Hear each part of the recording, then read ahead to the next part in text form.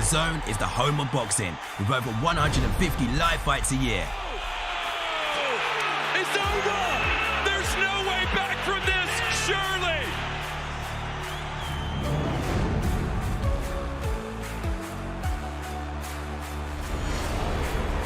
Ladies and gentlemen, let's get ready to rumble!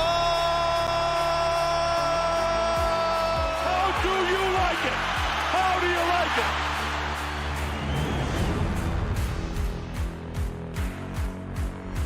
That is unbelievable. These guys will be legends in their own country, but also in the international basketball world forever. That is what sport means. That is what the EuroLeague trophy means.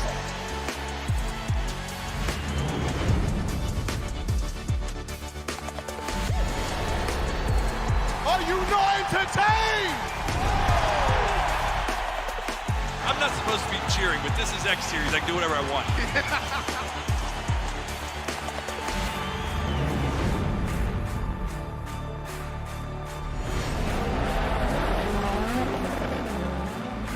Everything is difficult in this life, so still you need to be on it.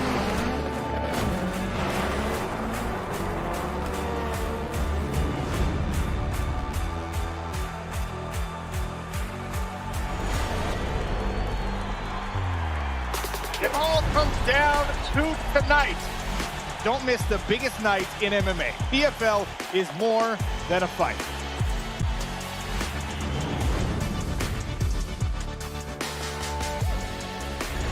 Catching up on any NFL game is easier than ever before. Looking to the end zone for the win! Oh my gosh, one of the great games you'll ever see.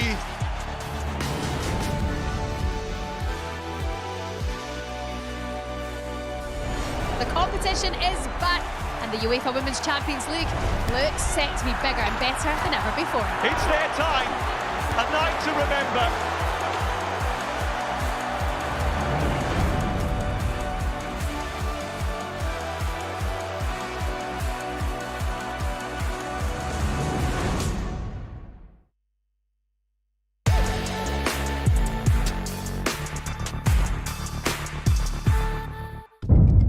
The following program is recommended for those 16 and over, as it contains sporting violence, possible bad language, and flashing imagery.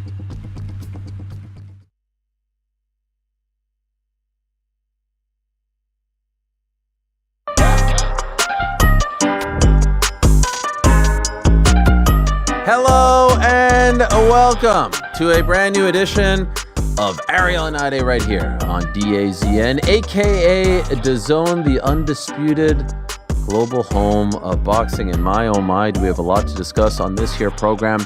A lot to discuss between us and a lot to discuss with a lot of interesting people. Two big time guests on today's show. We've got Justice Huni, who is headlining Portman Road, Ipswich Town's own. Well, I guess it's Ipswich's. Ipswich Town is the football club. Fabio Wardley going up against Justice Huni, who is replacing Jarrell Miller this Saturday on DAZN. We'll talk to the big Australian.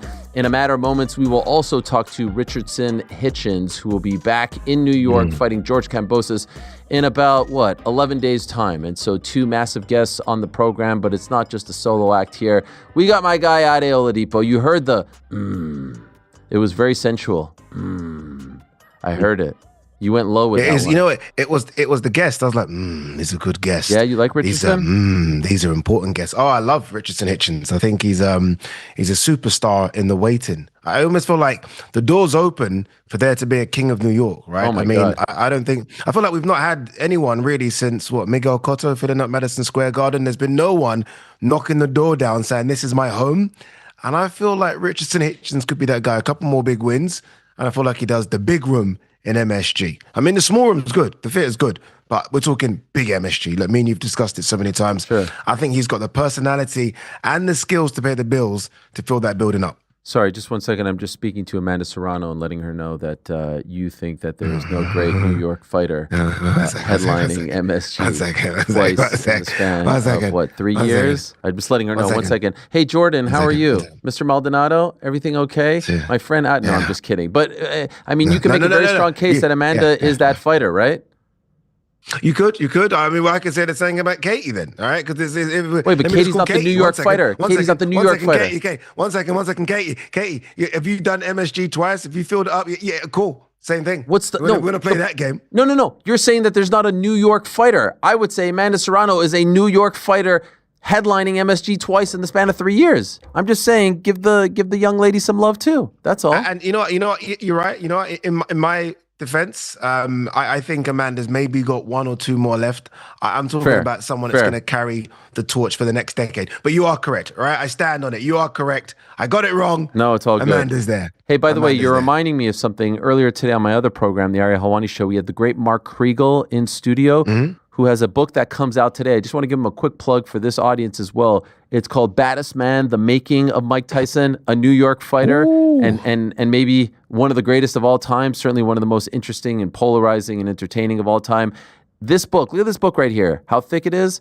This book takes you up to the Spinks fight in 1988. That's how much on the making. Yes. When I first got it, I was like, wow, this is like the complete history of Mike Tyson. This is just till 1988 when he's 21 years old. It's an amazing read. Highly recommended. It's out today wherever you get your books. If you're a fan of Tyson, fan of the fight game, fan of great writing as well, go check out this book, Baddest Man, The Making of Mike Tyson by the great Mark might be Kriegel. the greatest story in boxing, Mike Tyson. I mean, Muhammad Ali would always be for me, the number one, the numero uno, and his story is incredible. But Mike Tyson, the ups, the downs, the comebacks, and what he's even doing now. I mean, it's an incredible story. But the third act, the amazing. Fact that, dude, it might be the fifth act. Right. Honestly, it could be. We could keep on going with him, but Mike Tyson could be the most famous boxer to have ever lived. Honestly, it could be that big. I would say Muhammad Ali would be number one. It's probably world renowned and also beloved. Mike second. He's second, maybe right? in the top five. He's certainly in that. No. What? Second? Yeah, who's second. Third, fourth? Yeah, you're second. right. Has to be second. Yeah. Yeah, I mean, what are you thinking? I'm thinking of people in the last 2-3 decades. So Floyd is up there, but he's not on Tyson's level. Everyone knows Floyd. No.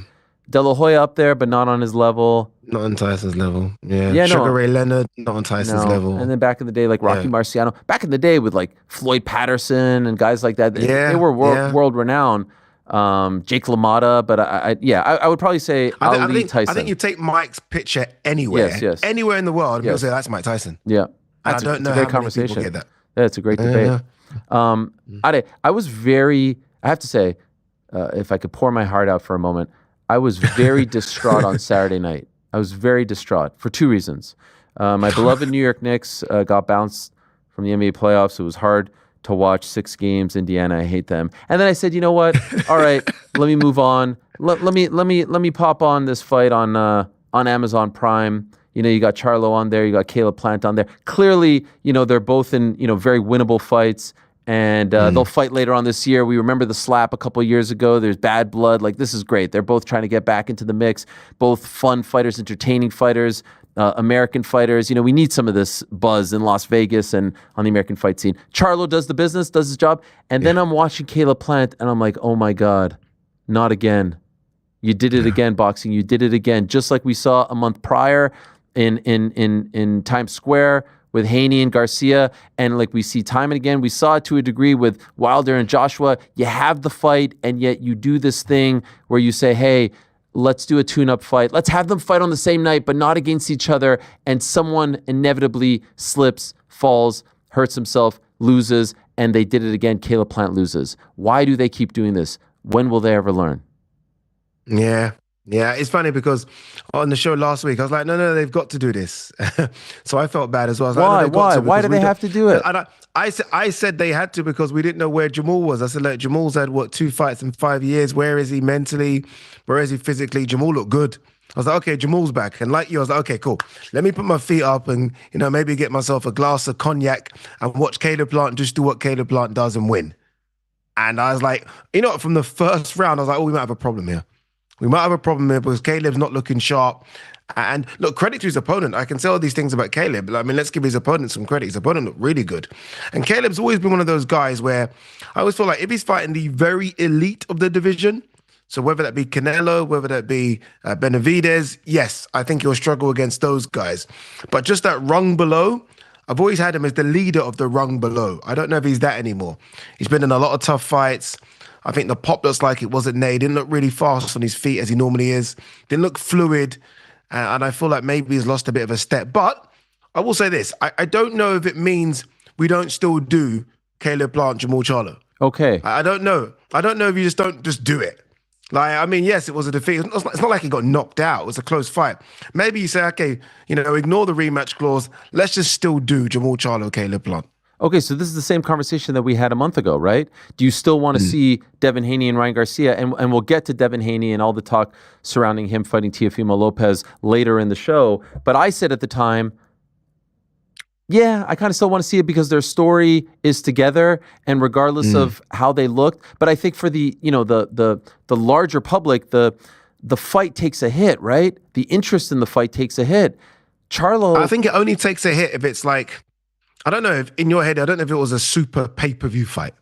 Like Ryan and Devin almost felt like it was a massive fight. So wouldn't right? they have needed to look great? Like, didn't they need to remind people like, hey, together we are magic. Caleb didn't look great. Charlo was all right. But didn't they need to put on a show and be like, yo, you're next. Yo, you're next after their respective wins? If one guy looks a little bit ho-hum, and let's be honest, I don't know if you were looking at the crowd. It wasn't exactly a capacity crowd at the Mandalay Bay Event Center. It's going to be, you could do it. I don't know if they could headline the card.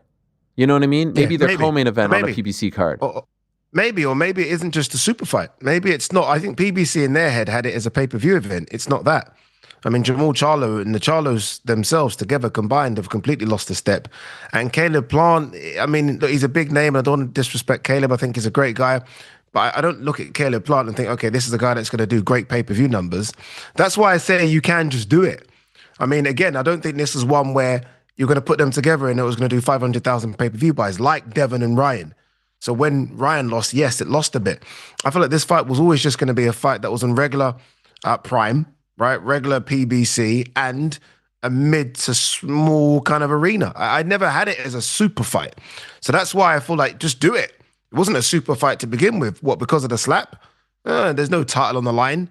No one wins this fight and is the number one in the division. Well, by the way, according to, I think it's the WBA, they have Charlo now listed as number 2 in the rankings. He went from not being ranked to now number 2 after beating Thomas Lamana. But again, that's just another example of these rankings being a little bit fugazi, right? So bad. So, fugazi is an understatement for the rankings. I mean, you haven't done anything in the division and all of a sudden you're number 2. I mean, it's crazy. But I don't know. I don't know if we just go to it. I don't feel like anyone necessarily puts too much stock in Caleb losing. I think people just want to see these two go at it. Again, you can sort of hark back on the slap a couple of years ago. I think there's enough just to do it. Caleb, it's not like Caleb's not lost before. We've seen him lose a couple of times. So what? Let's just have the fight. It's a fight that makes sense. Let's just do it.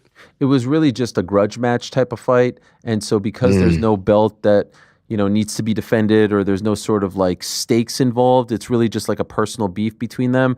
It just annoys me because ultimately the reason why fights shouldn't get made is because the timing doesn't work out, right? Like this guy just fought and this guy's coming back a month later, and so the stars aren't aligning. But if they're both ready to go on the same exact date, make the fight. This idea that someone like Jamal Charlo needed a tune-up fight, if you will, he didn't need the tune-up fight. He really didn't. This idea that like you need to like build up to it and have them fight on the same card against different guys, where I think last I saw Caleb Plant was like a minus 2,500 favorite. Like these are A plus side fights. Like you have no business losing to this guy. Just make the fight. Give the people what they want. There's back and forth. There's all this talk. It's just another example of the sport sometimes getting in its own way. This one not as bad, obviously, as Ryan Garcia losing 4 or so weeks ago right here in New York City. But it just feels like it keeps on happening. And especially we keep seeing these, like it almost happened to Inoue too. Thank God he was able to, but like we're announcing the next one before the first one, the easier one has to play out. And it just ends up being a jinx. It happened with Fury and Ngannou. More often than not, I'm thinking it's like 50-50 if they keep it going, but it didn't happen. We didn't get it with AJ and Wilder. And what were we told before that? We were told they had a signed contract, right? They both had a signed bout agreement, and we will never get that fight probably at this point. So, and the worst thing is as well, I mean, for the fighter, I mean, if you're Caleb Plant, there's no way you're not thinking about Jamal Charlo. There's no way. Not that he's overlooking his opponent, but there's no way he's not thinking, okay, cool, we're going to have a big one in September, October. It must be in your head. It must play in your head as well. And for his opponent, it's like, oh, okay, 1 second, wait. You're trying to book a fight before you fight me? We'll see. So for Caleb, it's like your mind is a little bit geared towards Jamal Charlo. And for his opponent, I think it gives him an extra 10%. Because I'm going into that ring above his opponent thinking, you really are thinking about fighting another guy before you've done the rounds with me. Okay, we'll see how this plays out. And for Caleb, it didn't play out too well. But I don't know. I think Caleb's one of those guys I think people just like to see him fight. He's always in fun fights. Again, I know he's level.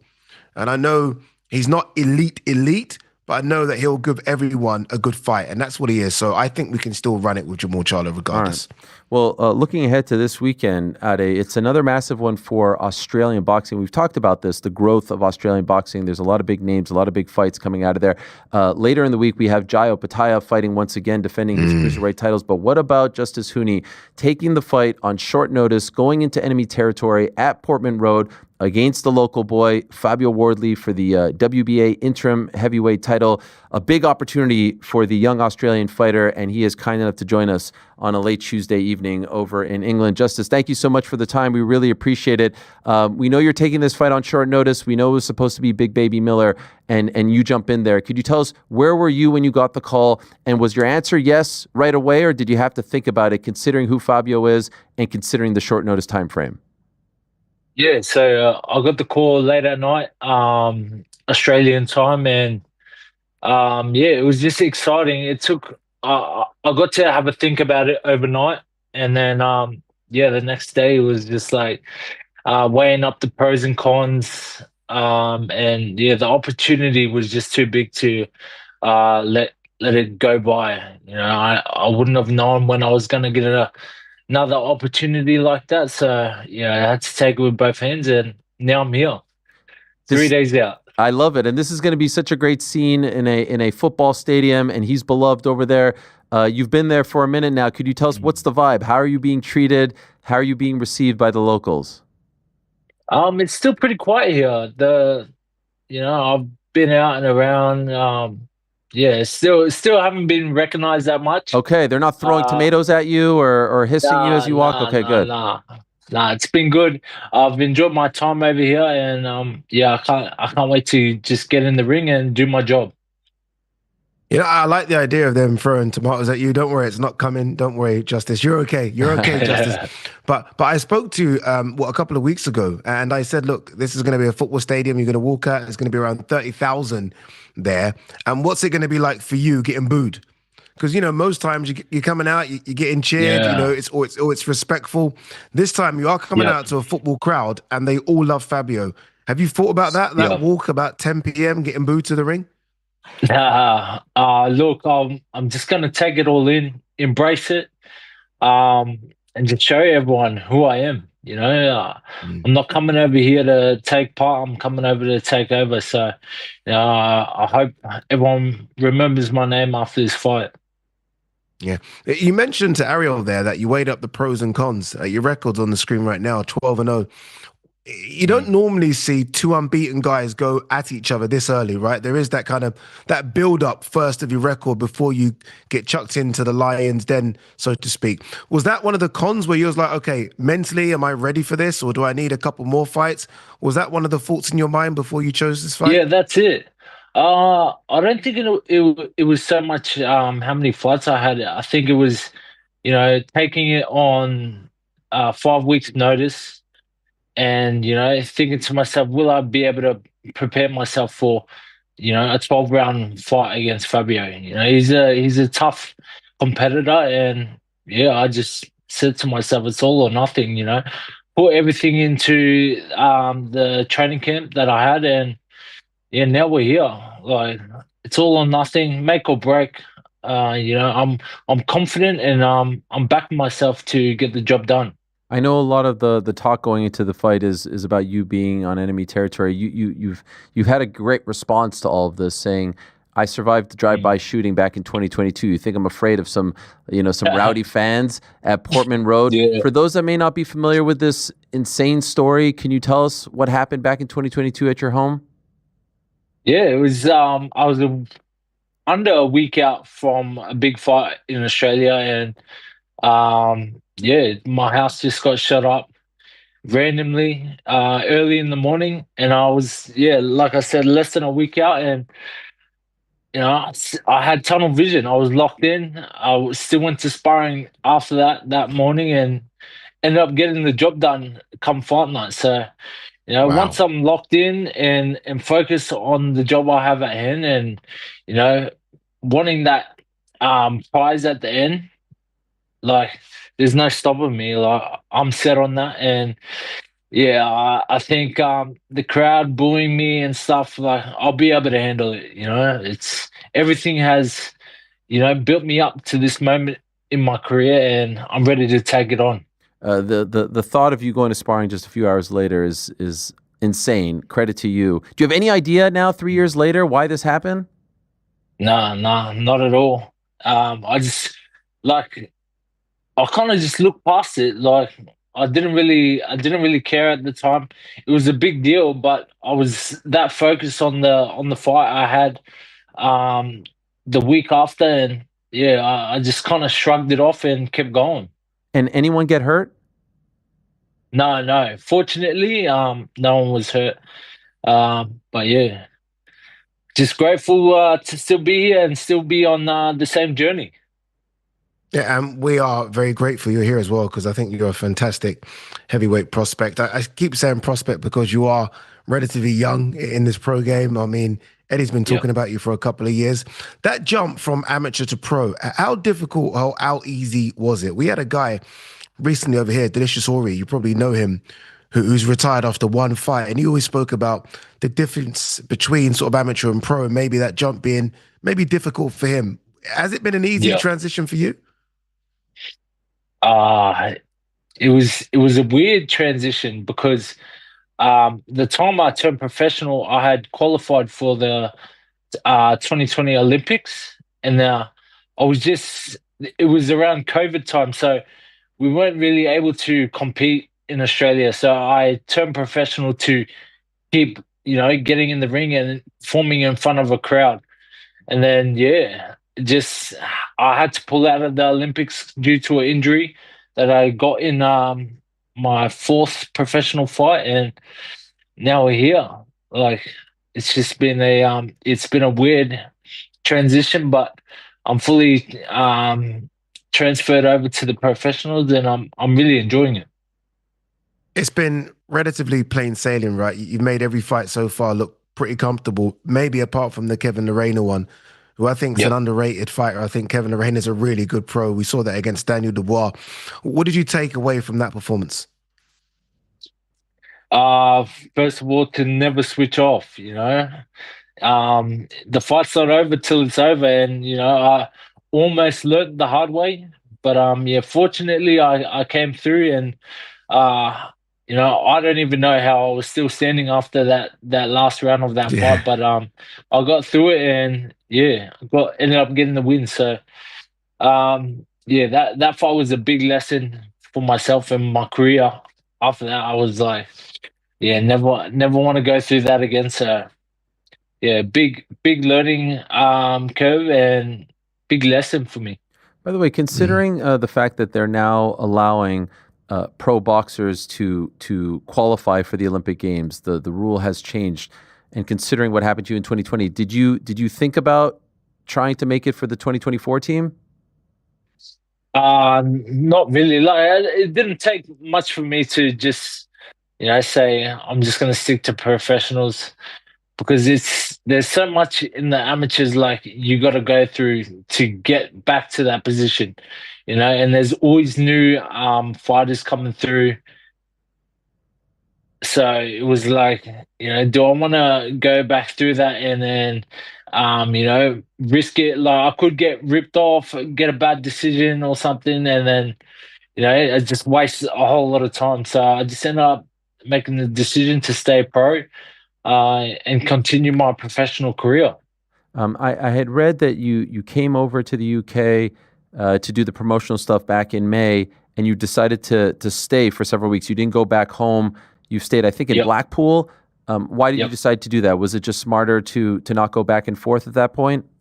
Yeah, just the traveling. After I did that first travel to come here, I was just thought to myself that there's no way I could see myself flying all the way back to Australia and coming back. It was just it's a long flight, and it takes days out of the camp, out of training that I can't get back. So just ended up staying here, and I've enjoyed my time here. So yeah, I'm fortunate. You did the presser, Justice, with Fabio a few weeks ago. You've done the face-to-face. You did the long sort of stare in the center of the Portman Road pitch as well. What would you make of Fabio? The size of him as a fighter, the personality. What do you make of him? Yeah, look, I've said it in interviews before. I respect anyone that gets in the ring, and he's earned his way to where he is. He's earned the right to fight in his hometown, have a big fight like this in his home stadium here. So I'll give credit to him. But like I said, I'm not coming all the way from Australia to just take part. I'm going to give him my best shot to take over here and leave my name in everyone's head. They say once you fight for titles, there's no stepping back, especially if you win, right? It's a case of going up and up and up, and the challenges getting harder. We spoke to Fabio, I think it was a couple of weeks ago, and I said to him, how far away do you think you are from the top three being Usyk, Dubois, and Parker? So I guess the same question to you. How far away do you think you are from the big boys of the division? Once I, get a victory in this fight, I think I'm right up there, as long as I believe in myself and I back myself to come up against anyone and get the job done, I feel like I'm unstoppable. So yeah, once I get this fight done, I think I'm right up there to take on anyone.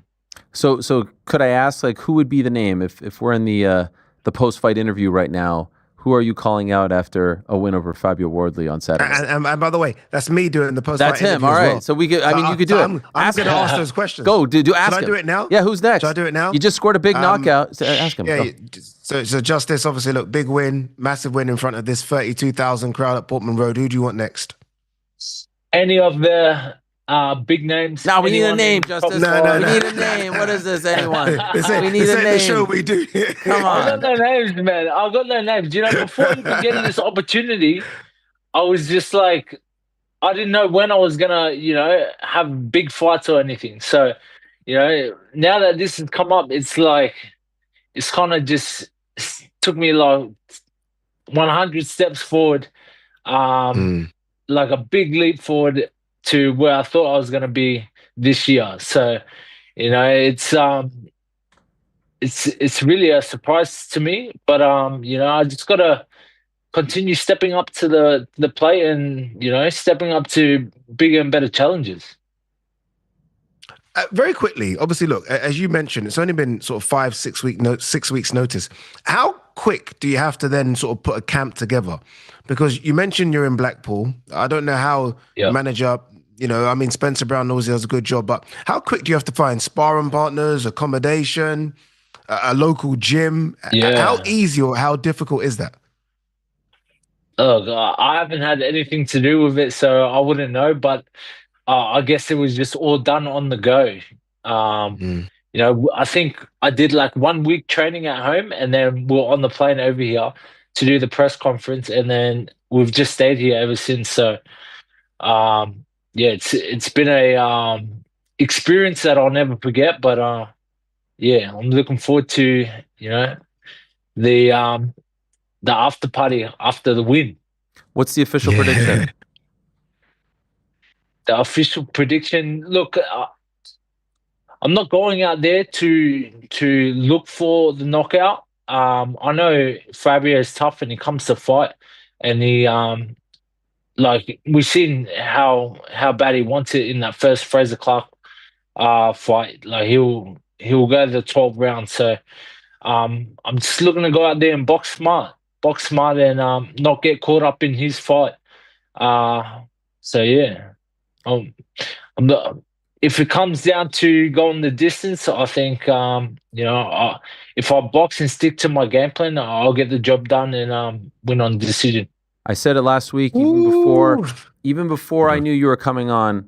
I'm infinitely more interested in this fight than I was the original. I'm really looking forward to it. The scene is going to be great. Massive opportunity for you. Wishing you the best, Justice. Thank you for doing this. Good luck to you on Saturday. We're really looking forward to Thank you, Bella. time. Really appreciate it, boys. All right, there he is. Thank you very much. The big man, 6'4", undefeated, Justice Huni, former WBA international champion, WBO global heavyweight champion, Australian heavyweight champion, IBF Pan-Pacific champion, and WBO Oriental champion, looking to become the WBA interim heavyweight champion. A massive opportunity for him. And I think you would agree, tougher test for Fabio than Jarrell was going to be. What do you say? It's a close one. I think he's a better boxer than Jarrell, and he's fresher. He's fresher than Jarrell. Obviously, look, the record, you saw it there, unbeaten. So I think he brings a different stylistic problem for Fabio. Jarrell was just a big, strong guy that was going to stand in front of Fabio, and they were going to go toe-to-toe. Justice won't do that. Justice will move around. He's got that fantastic amateur pedigree. Remember, Fabio has none. Fabio has no amateur pedigree whatsoever. So this is definitely a case of boxer versus puncher. The thing is, this boxer in Justice can punch, and Fabio, who is a puncher, can now box a little bit as well. So I think it's intriguing. They're both exactly the same size, around the same weight as well. So, yeah, Justice better not watch that. If I'm Justice, I do not watch that. Maybe Honestly, the most scary. terrifying knockout in recent memory. I will never forget, especially that shot of his temple indented because of the jaw. But look at this man right here. Look at that. Look at the body shot there, the way. He's a big boy. I had him in look at that. Look at that boxing studios. Dude, he's really, really sharp. But again, it's the levels, isn't it? I mean, Fabio's certainly fought better opposition. But a lot of people, obviously Eddie Hearn will say Justice has a higher ceiling, but a lot of other people think that maybe Justice's ceiling is higher. So I don't know. I think it's an intriguing matchup, honestly. Remember, the winner of this is kind of in line to fight the winner of Usyk Dubois. So it's a big step up. No. And my only question is, it really is. I mean, WBA, I wouldn't. Yeah. If you're Fabio, that's what you want. But Justice, I don't think is ready for that jump. And that's why I kind of said to him, if you win, there are no backward steps here. You got to keep going further and further. Are you ready for that? Are you ready for the real big guys in the division? So if he wins, I think they might just kind of take it easy. But if Fabio wins, I think it's all systems go. Yeah, I mean, look, it's kind of a win-win for Justice. Short notice, massive step up, on the road, so to speak, right? An away fight. Even if I'm not saying he wants this, but even if he fights valiantly and loses a decision, that's sort of a moral victory, right? I don't know if 6 weeks is short notice. I mean, I know. Look, I know everyone wants a 10 to 12 week camp, but I mean, he's a young guy, and you always hear the phrase, right? Stay ready, don't get ready. So I think most of these guys are in the gym now. They're professional athletes. I think if you get a call 6 weeks out, is that not enough time to get in shape and take a fight? I mean, look, who am I? I mean, look at me sitting on my comfortable chair. I don't know, but I just feel like 6 weeks isn't as short as people are saying it is. I mean, I've seen guys take fights on a week, 2 weeks notice and still get a job done. Sure, but against Fabio Wardley, you know what I mean? Like they're taking those fights against maybe lesser competition and getting the job done. True. Obviously, we've seen it. We've seen people take short notice fights. We see it all the time in MMA. A little less so in boxing, I would say. But as Fabio told us last week, they wanted the date. They didn't want to lose it. Massive opportunity for him.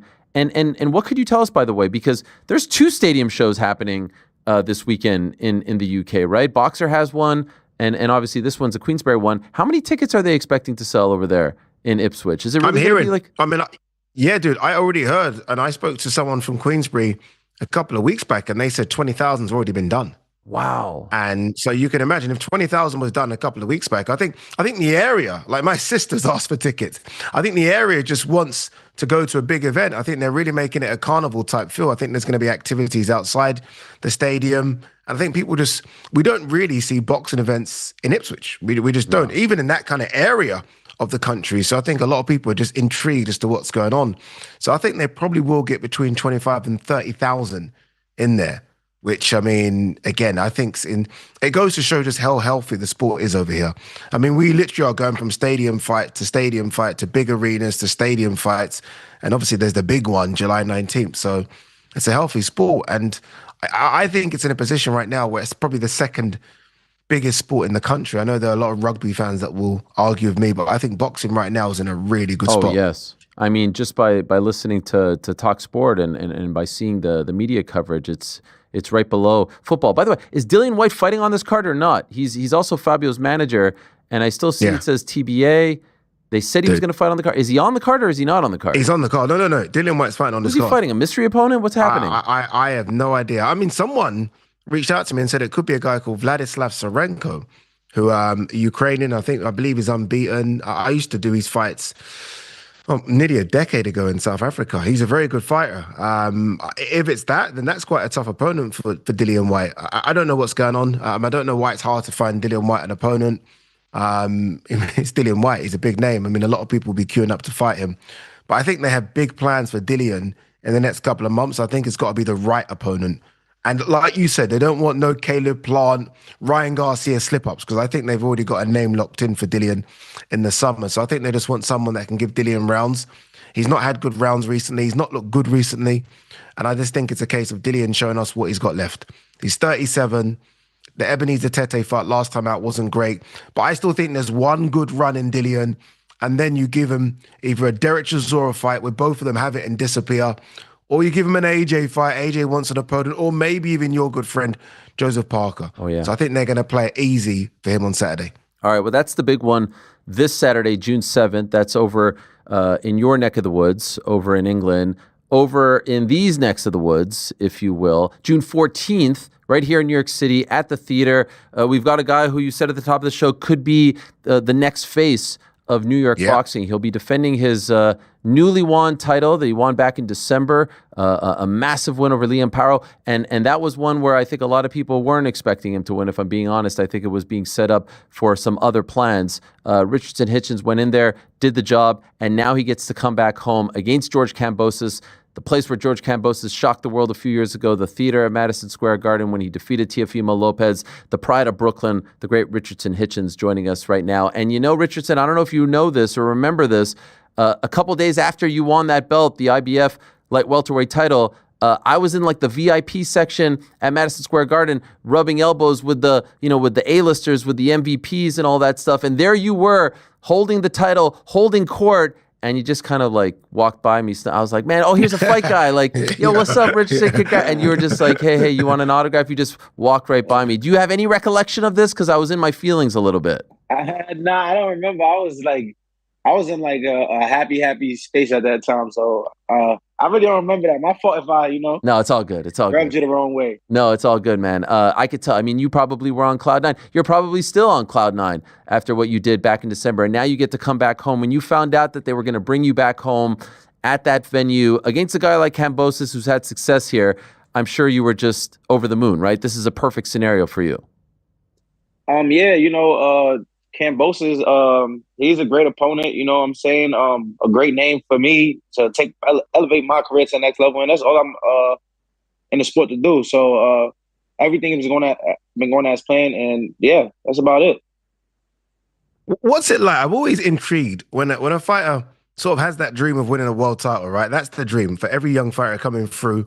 I guess it's to go and represent your country in the Olympics. If you don't do that, it's to win a world title. Now you've done the world title thing. How does it feel? I mean, do you almost feel like, okay, that's now done, let's move on to the next thing? What's it like? To be honest, right now, like I've been saying, I've been telling these people for years, people that haven't been watching, I've been saying that I'm going to be one of the faces of the sport. Like, I'm going to be one of the guys to take over the sport, and even like my last fight, when they had me like the underdog or not being the guy to like pull out the win, in my head, I'm just like, it come with the territory. A lot of people don't really know what they're watching. If you know what you're watching, you know that I'm a special talent, a generational talent. So I just feel like I'm far ahead of my years just from being in the gym with guys like, Terrence Crawford, Shakur Stevenson, and a lot of guys that have big names in the sport right now that been there before me.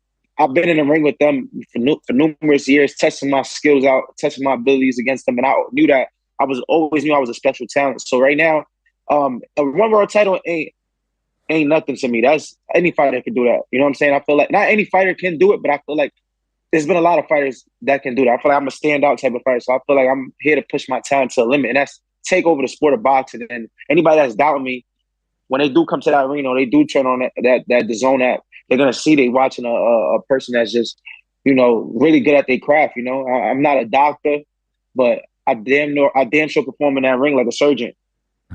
Yeah. And look, I think, and I don't know if you were listening earlier, I said to Ariel, I was like, this is the kid I think that can fill out MSG, the big arena. I feel like New York needs a face of boxing. And I feel like you have everything, because even just the way you talk, you back it up in terms of the way you are in the ring. And I think you're in a division, and you got the frame to go to 147 clearly. I think you're in a division where big fights can be made. And you got George Kambosos, who talks a lot, who brings his own fans as well. I mean, what's it like having someone like Kambosos? Like Liam Parrow talked a little bit, but doesn't talk like George Kambosos. George Kambosos talks. What's that like? I really don't know. I just think that, this is a guy that he's banking on the experience he had with the big fights he's been in. And I just feel like with me, none of them guys he fought is on my level. I told him that face to face. He laughed at it. So June 14th, we'll see if he still be laughing at that. I know the calculations and the class and the size that I bring to the ring. So I think that when he's in there with me June 14th, if he makes any mistake, it will be a short night. And I told him in the face-off, I told him if his corner love him, they'll stop the fight. So I'm looking at him saying, "Oh, you're nowhere near like the Teofimos or Devin Haney's." It's just adding fuel to my back. So when I'm in there every second, I'm looking to make him pay for every mistake he makes. So I'm extremely sharp right now, and I know that he can say that, but he know what he's in front of. He know that this is a very serious fight. This is the big leagues. It don't get when it comes to technical ability, it don't get bigger than this. I don't care if you've been in the ring with Devin Haney or Lomachenko. I'm an all-around fighter. I'm not small like Lomachenko. I'm not a fighter like Devin Haney. I have so many tools in my bag, and like I said, if people paying attention, they will see I displayed so much in my short career already. So June 14th will be a great night, and I'm looking to put it all together. By the way, where do you think George is at in his career right now? Because he's lost 3 of his last 5, and the one win that he had, the Maxie Hughes win, very controversial, disputed. Gets a short notice win over Jake Wiley back home. That was his Matchroom debut. But there are some who think that he maybe doesn't have the magic that he did back when he was fighting the Lopez's of the world. Where do you think he's at right now? Right now, I think that George Kambosos is where is at his ceiling, and that's where his talent and what he brings to the game. That's where that's where he's supposed to be. That guy he just fought his last fight, game opponent, 16-0, but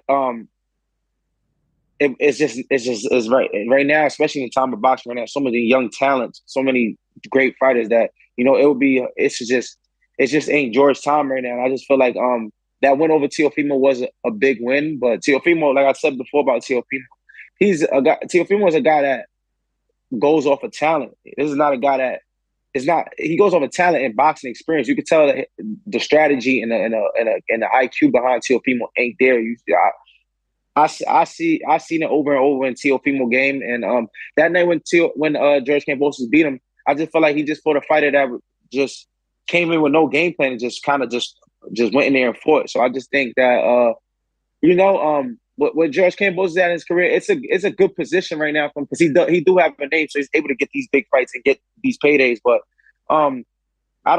he's not like a guy. It was never been a guy to me that I seen went on a downhill or it got any worse. I think he's still George Kambosos. I was speaking to Eddie about you, Eddie Hearn, and we were kind of like both baffled about why you've gone under the radar, right? Because everyone for years were always Devin Haney, Ryan Garcia, Teofimo Lopez. And he was like, he doesn't understand why Richardson Hitchins has gone under the radar because you speak so well, you fight so well. Why do you feel like people are only starting to notice you after the Parrow win in the last sort of 12 months? Like, where's Richardson Hitchins been?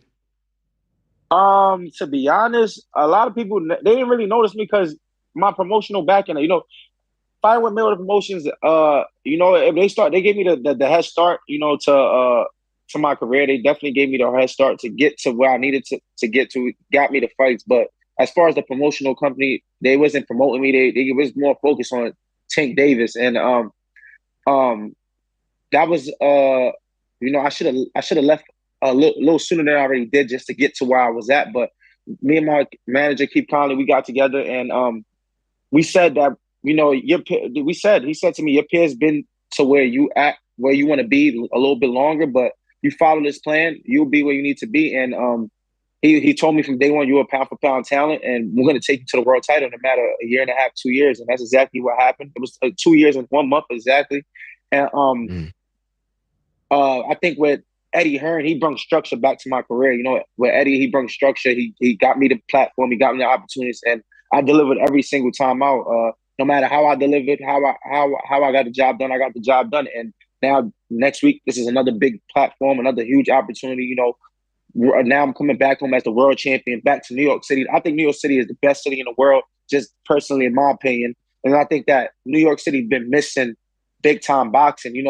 Because New York, there's a lot of fights that come to New York, but New York never had their own to bring world championship boxing back to the city since I don't know how long. So I think that I've been saying I'm the face of New York boxing, and it's showing. So next week, I think it's a great time. The weather's nice. It's beautiful. It's June. Everybody's ready to be outside. It's a big event for the city, and we're ready to turn up. Do you feel like you need a stoppage win? Do you feel there's been a bit of a stretch here of decisions? Do you think that will help in terms of your popularity and growth? Of course, a stoppage win, a dominant stoppage win is always the best way to win and elevate the stock. But at the end of the day, it don't matter how I win. I just know I'm gonna win in dominant fashion, just like I've shown in all my fights. Most of my fights is dominant wins, and I know that next week it will be a dominant performance. George Kambosos is ready; he's game. But at the end of the day, this is the hurt business, and like I told him before, if the people that came with him, they really care about him. I don't give a fuck how game he is or how of a true competitor he is. It will be a time in the fight where they got to seriously ask about throwing in the towel, or somebody got to look out for his best interest. Because I'm not coming to play George Kambosos. He's not a better fighter than me, and I just feel like I'm on a whole different level. So he could come next week with all the things that he's saying. He want to be dirty. He want to be this. I'm knocking him the fuck out. I love it. I love that energy. Yeah. By the way, we were talking a little bit about Teofimo and whatnot. What do you make of all this Teofimo Devin Haney drama that's been playing out over the last couple of days? Teo playing right now with his career, honestly, he shouldn't be, I don't know. I think he's turning down big fights, or he's saying he's fighting the hand that feed him. To each his own. If that's what he want to do, that's what he want to do. I don't really know all the specifics behind the scenes. So Teo shouldn't be, I think that he's just he played the wrong hand, a few times, and hopefully that if he can't get the Devin Haney fight, hopefully they call me in after this fight to get the Devin Haney fight, and or if not, if Teofimo want to go another route, if he don't want to fight Devin Haney, there's still a huge unification fight right here that me and him was in the talks of prior to me fighting George Kambosos, and after this fight, the winner of this fight obviously is a big fight looming for us. So. These guys are all in the radar. Like I said, if they wasn't in a position to see me, I was in a position to where they had to see me 2 years ago, obviously. But they collected their money, they collected their belts while I was out the scene. Now you got me, a strong talent, a guy that they know that I'm nothing to play with. And if they don't know, they'll have to see me in another year or so, or 2025 or next year. So I'm creeping up. So soon. Boxing is now. It's always been a Richardson, but now I feel like it's a worldwide sport, right? You fought in Puerto Rico. There's fights in Saudi Arabia. Would you ever sort of think about coming to the UK? There's a couple of guys over here, potentially. There's Conor Benn, a division higher. There's Dalton Smith, who's starting to creep up in your division as well. Both of those are promoted by Eddie Hearn and Matchroom. Has there ever been any talk about maybe coming over to the UK to see those guys? The Conor Benn fight would be a great fight. That's the fight that I do want. As soon in the future, before he goes up to 154, me and Conor Benn is cool. I ultimate respect to him as a man for that fight with him and Chris Eubank. Tough fight. Yeah. And him going up and displaying that tenacity and dog. But, a fight with me and Conor Benn would be something that I would want before, he moves up from 154, Obviously, he's a huge 147 pounder, so that would have to be a fight that, like I said, before we get out to 154, that we grab it and we can make. And Jack Catterall, he was a guy that was also in the talks. And like you said, Dalton Smith, he's climbing the ladder. And these are all fights that's possible. And fighting in the UK, I'm down to go wherever. The UK fight fans, I love the the whole energy, watching the fights. Every fight is like a big event over there. So I think that with my name and a big name in the UK, it could be very lucrative. So Eddie Hearn, I got the main, guy when it comes to UK boxing. So I think that if me and Eddie keep a healthy relationship, that's something that I would definitely want to go to the UK and make a big fight happen over there. So, yeah. As a New York boy, obviously the dream will be to fill out the big arena, MSG. Obviously you need the right dance partner for that. That must be like the big dream, right? I mean, the world title was one dream. Surely the big dream is to do big MSG. We don't really see many big events there anymore.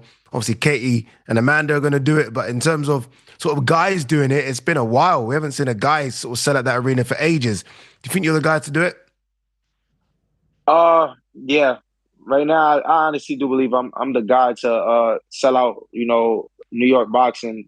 When it comes to Barclays Center, New York City, I think that all the young people in the young culture, they love me. They love my story. Just me being a Brooklyn kid, like literally like coming from nothing. I'm not one of them guys that when I put on my caption, I'm from the mud, that I'm just saying it because the song is nice. Like I really been through these streets. I really been through these situations where I had to risk my life in a. I'm not risking my life in the streets, but I'm risking my life in a boxing ring to provide for me and mine. Because obviously boxing is not a game you play with. Boxing is a fight game that could take a lot of years from your life, and just you as a person. So I had to, this was my lane. This was my purpose in life. This is something I love to do. And I think that New York, just everybody in the city, they mess with my story, but New York is one of the places nobody care about how hard you work until you make it. So I think right now New York is one of the cities that jump on, really start supporting you once they see you there. So I think that now they kind of seeing all the hard work and all the sacrifices I made through the years. They really actually seeing it like, oh, this kid was like, he wasn't just working, he really was working towards something big. So now I feel like this is the time where the city is going to really get behind me. So it is what it is. I just think that, soon in the near future, me and Teofimo fight will be a huge fight in New York. Me and Devin Haney fight is definitely selling out in New York. So I can't wait just to see like what the future holds for me and just the city of New York.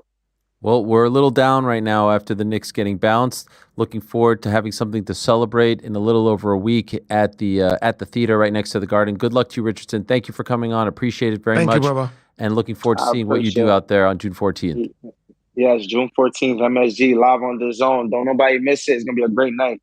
Thank you, my friend. All the best to you. There he is, and there's the poster right there.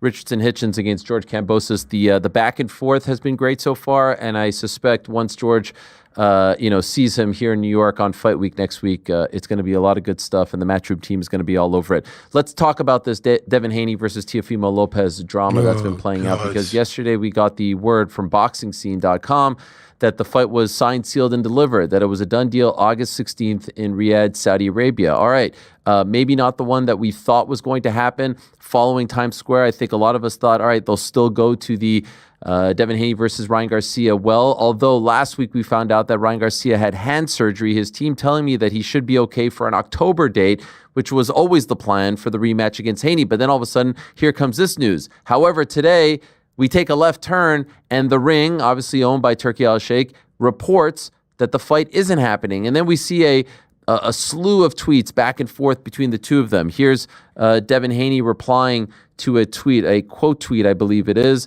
from one Teofimo Lopez. Lopez wrote, "I am looking to work with a company in the retail industry to launch and expand my Make Boxing Great Again brand and other ideas I'm working on. Tag a retail company if you like to see Karabaj."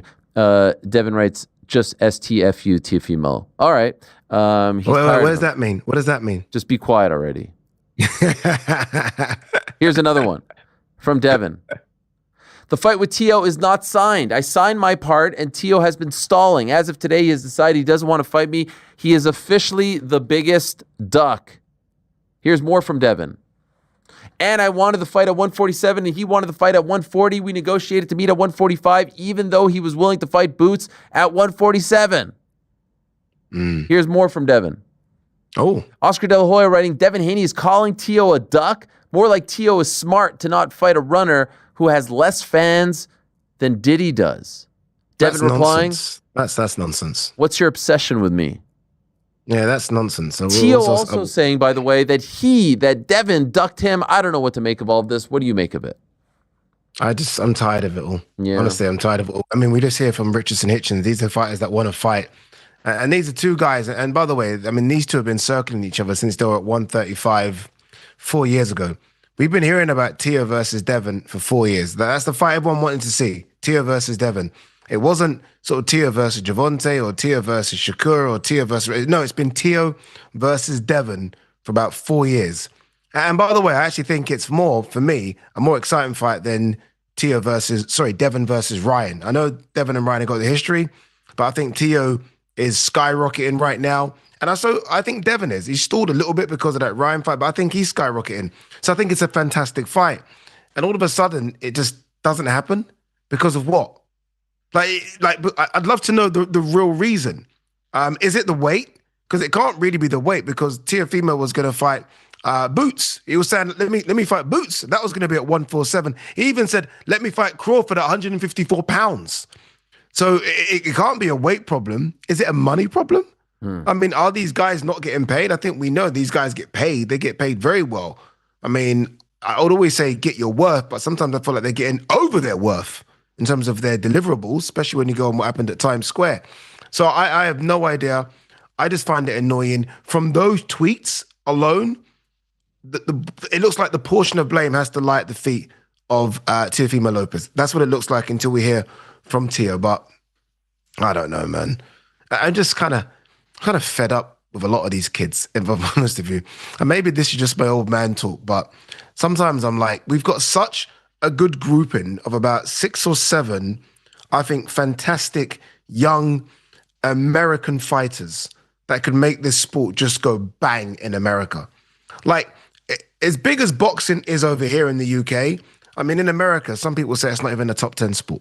That's what I hear. That's what people tell me. Oh, yeah. But yet we've got the talent to make it a top 10 sport. I mean, just alone at 135 and 140, we had Richardson Hitchins there. We got Ryan Garcia. We got Teofimo Lopez. We got Devin Haney. We got Shakur Stevenson. We got Keyshawn Davis. We got Tank. I mean, are you kidding me? Like, if those guys were to all mix it with each other, you've got the best era since maybe the Four Kings. But what do? Nothing. Honestly, it's just... I don't know. Honestly, I most certainly hope if these guys do in fact fight that it happens here in the United States, because this is a tailor-made American card for, Las Vegas, maybe somewhere in California, certainly here in New York with Lopez's backing and Haiti fighting here as well, twice back-to-back now. So, and I know his dad has now called New York home. So I think it would make a hell of a lot of sense because we don't have a lot of big fights happening here between two Americans that can sell out legit, top-notch NBA, NHL, Vegas venues. So I would love to see that.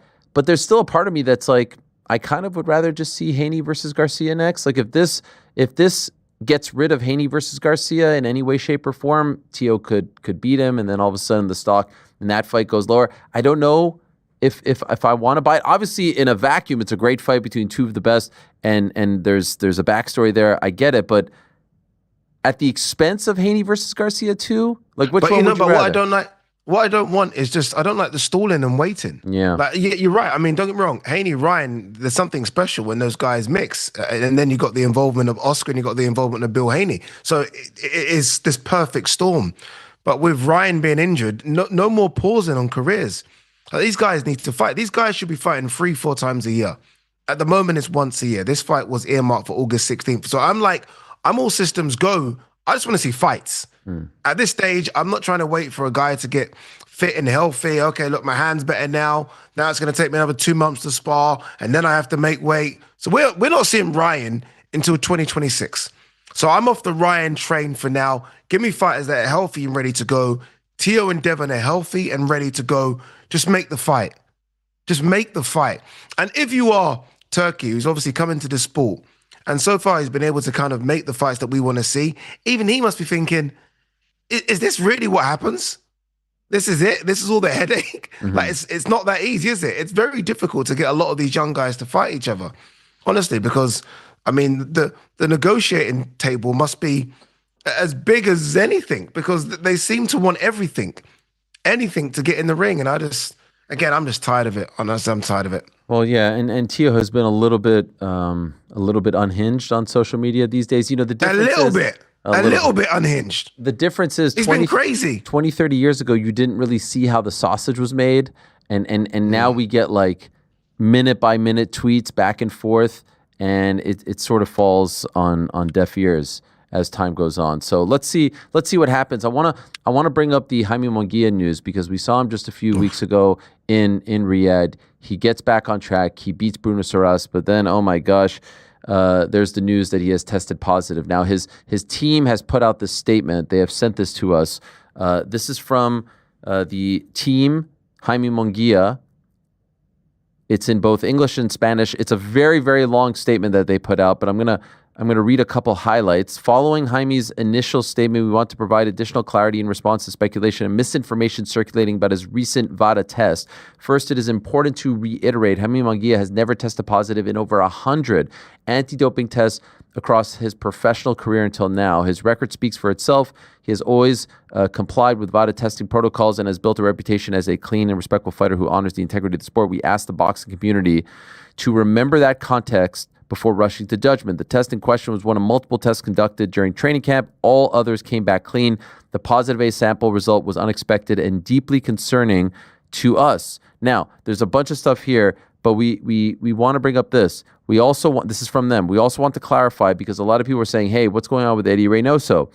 They write, we want to clarify that Eddie Reynoso serves only as Jaime's trainer. He is not involved with Jaime's nutrition, supplementation, or medical oversight. Likewise, no one on Canelo Alvarez's team has any role in overseeing Jaime's regimen or is in any way responsible for this situation. Any implication that Reynoso or anyone associated with Canelo's team bears responsibility is entirely unfounded and unfair. The only person responsible for overseeing Jaime's supplements and vitamins is Marco Antonio Perez Espinoza, who has worked with Jaime since nearly the beginning of his professional career. This is the first time Marco has ever been connected to a situation of this nature and is fully cooperating in the current review process. So that's just some highlights from the statement released.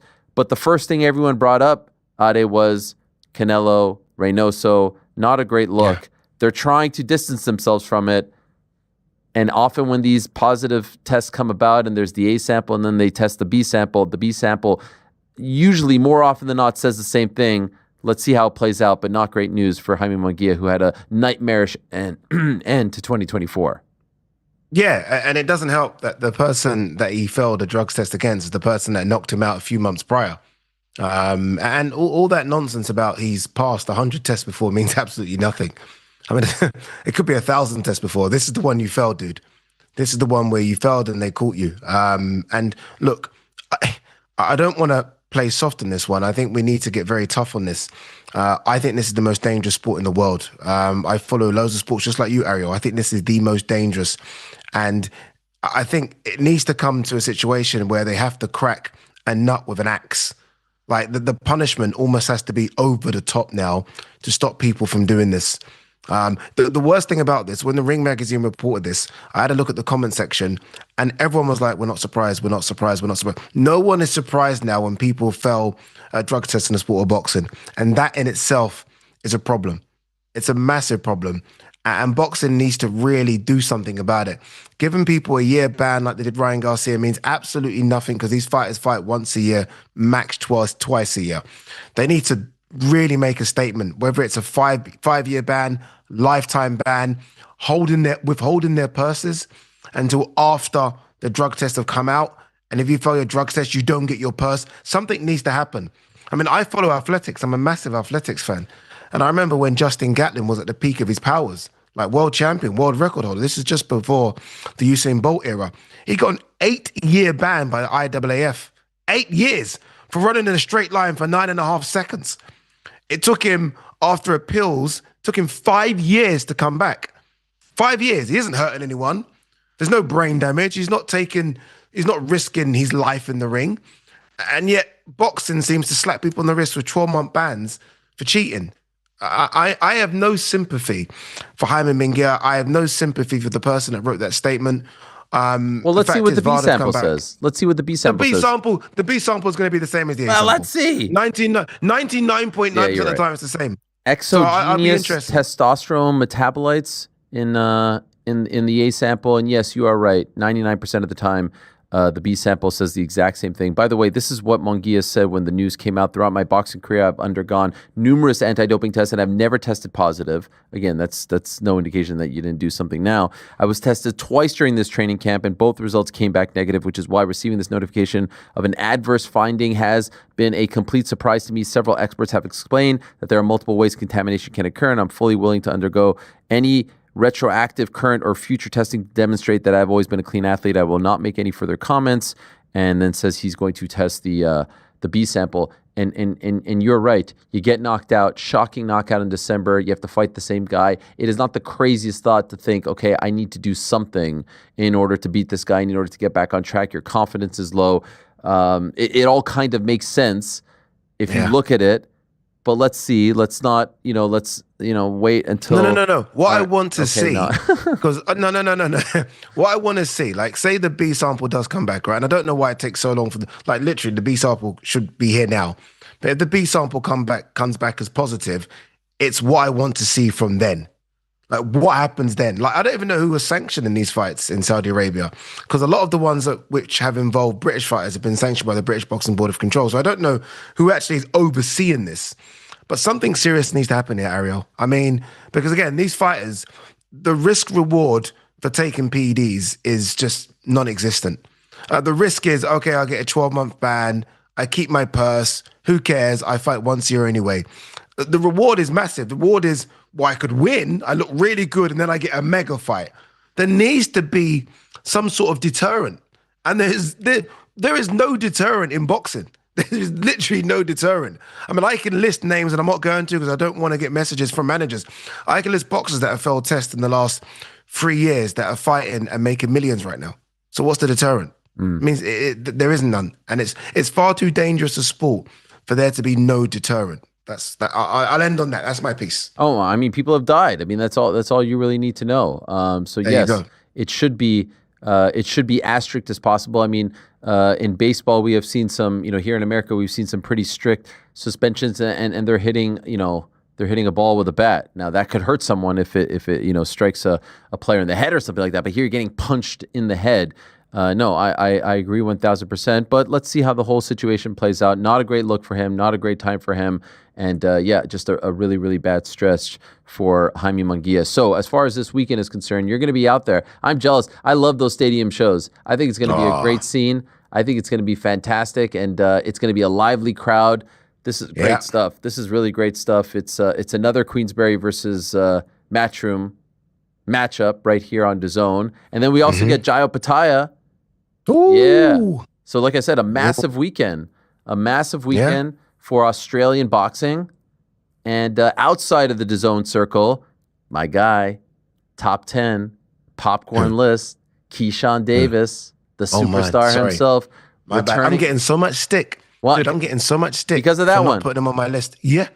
DAZN put out my list, this time last week. And what did they do? They put it out again. And I'm like, why'd they do that? Why'd they do that? I don't know. I'm like, what, you guys want to give me that much heat? Took it as, why haven't you put Ariel's list? Nah, I took it as they liked your list more than mine, if I'm being honest. That's how I took it. I'm getting a lot of haters. Where's Keyshawn? Yeah. He knows nothing about boxing. I was like, I forgot about Keyshawn. I take it back. I love Keyshawn Davis. Well, he's getting another massive homecoming over in Norfolk, Virginia, and a great scene where some legends were greeting him. Look at this. Michael Vick greeting him with all the players in attendance. Love this for Keyshawn. Wow.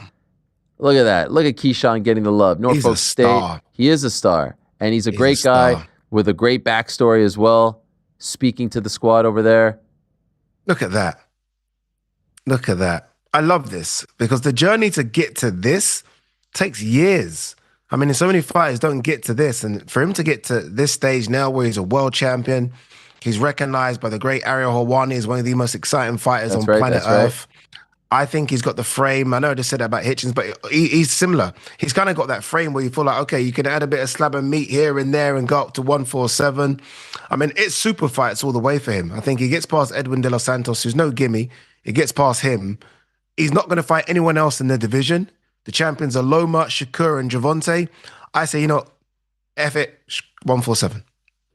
Okay, well, let's see what happens. Let's not sorry. Apologies. F it, 140. My apologies, 140. Yeah. Let's see what happens. By the way, also at that homecoming, the great Allen Iverson, who's maybe the greatest product of Norfolk, Virginia, showing him love. Look at AI showing the big man love. What is going on? Yes. Look at AI showing up. The original AI. This is incredible. Yes. This is incredible. Have you not seen this clip? No. Nah, this is great. Love this. See, this is how you give legend. Dude, this is how you start to give your guys sort of the push they need. I mean, you don't get bigger push than Allen Iverson. He would have grown up. In fact, Keyshawn would have been too young, but he would have heard stories about AI. He would have heard stories about AI. Look at that. Look at that. Oh, I'm jealous. I wish I could get out there. Wish I could put my Spartan uniform and get out there. Yeah.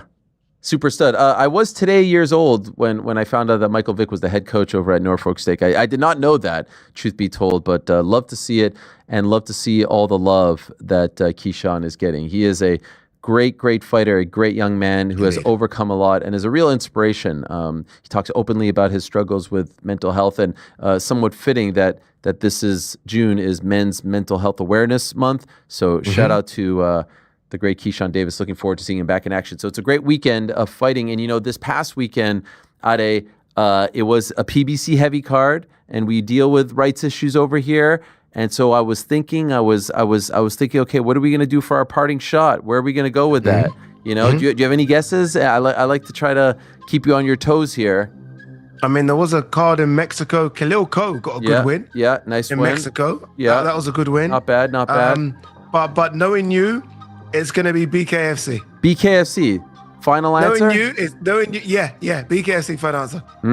Yeah, 100. It's a good one, and I was leaning in that direction because I like to try to stump you, but it didn't feel right. It felt a little too obvious. So then I was thinking, and I was like, you know what?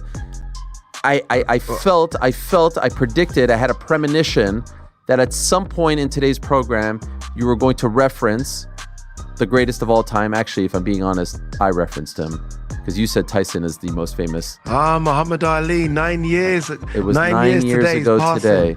The great Muhammad Ali. Don't let me get emotional. Let me get emotional. I looked back at the archives, and June of 1963, he fought Henry Cooper. And do you remember at Wembley Stadium, he was dropped in the 4th round. Ali was dropped with a left hook. But what did he do? He came back, and he freaking beat up Henry Cooper in the 5th. His eye cut, bloodied, and there it was, June 8th, 1963. Parting shot, Muhammad Ali traveling to Wembley Stadium to beat Henry Cooper via 5th round TKO. Shout out to the greatest of all time. Nailed it. This might be your best parting shot of all time. Thank you. This might be your best of all time. Honestly, that's a great parting shot. I do think there was a bit of a bit of skullduggery in round 4, the end of round 4, but it doesn't matter. What do you mean by that? What do you mean? You think the fight... I mean, there was a lot of Muhammad Ali got a bit more than your usual minute to recover in the round, but it's Muhammad Ali. It doesn't matter. He's the freaking man. He was 18-0 going into that fight. They did run it back, and he did beat him a few fights later, so I think that he proved his point. But, man, could you imagine back in the day, 63, going to Wembley Stadium to watch Ali fight there? Yeah, dude, honestly. I mean, the numbers they got as well. And Henry Cooper was very, very popular as well. So a young Muhammad Ali going over there, and the way in which he talks so brash. I mean, he must have got hated. Kill him, destroy him. But then all of a sudden, Muhammad Ali is one of those people that just turns you around. You literally, he walks into the ring, you hate him, and in the end, you clap him as he leaves because you just realize you've watched something special. And we don't have many like Muhammad Ali. I mean, there's only one Muhammad Ali, but we don't have any, I think, polarizing characters like that. I think Usyk's kind of, what Usyk's going through with the Ukraine and Russia war, he's quite similar, but Muhammad Ali was a one-off, man. A very, very special. Look, there you go. Can you see that there? Yeah, the one and only. What I loved about him so much, among the many, many things, is that he traveled. He didn't mind going to enemy territory. The rematch, by the way, was at Arsenal Stadium. He fought George Chuvalo. at Maple Leaf Gardens in Toronto. He traveled everywhere. I mean, all through the United States. He was at every major venue, of course, Madison Square Garden many times as well, but the Astrodome. Abroad, yeah. I mean, look at the post you've got behind you. The post you've got behind you, Rumble in the Jungle. I mean, the Philippines, Thriller in Manila. Yeah. I mean, it is literally, he was a worldwide fighter. That's why I asked these young fighters, are you going to travel? And a lot of them like, I ain't leaving America. I'm like, ooh, what? What do you mean you're not leaving America? Do you want to be an American star or a global superstar?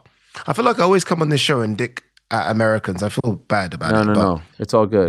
But I did want to ask you, because I remember exactly where I was when I found out that he passed. I was at Dodger Stadium. I was in LA covering UFC 199, and it was late. It was around, if my memory serves me correct, it was around like 9 p.m. Pacific time, which would be 12 a.m., which would be 5 a.m. in the UK. Did you wake up to the news? Do you remember where you were? Yeah, I remember I was in my my old council flat in Stratford, East London, and I woke up to the news. Yeah. And it's weird.